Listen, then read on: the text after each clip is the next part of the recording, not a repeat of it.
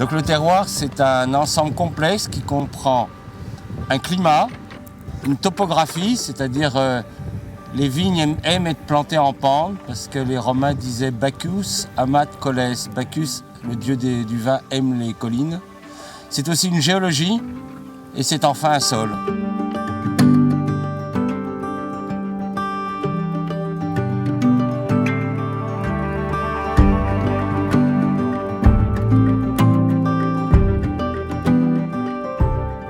Pour avoir un goût de terroir, il faut que l'activité biologique du sol soit élevée.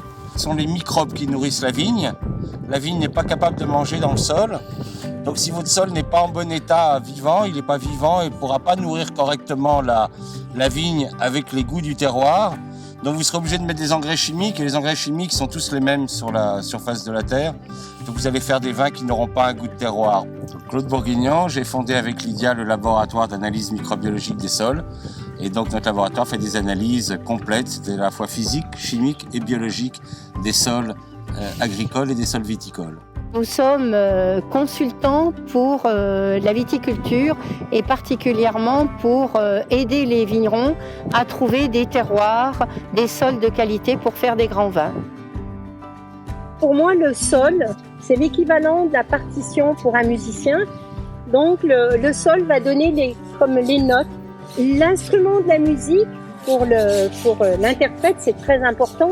Et pour le vigneron, son instrument, ça va être son cépage. Le vigneron, eh bien, en fait, c'est l'interprète. Il va jouer de son sol et de son cépage.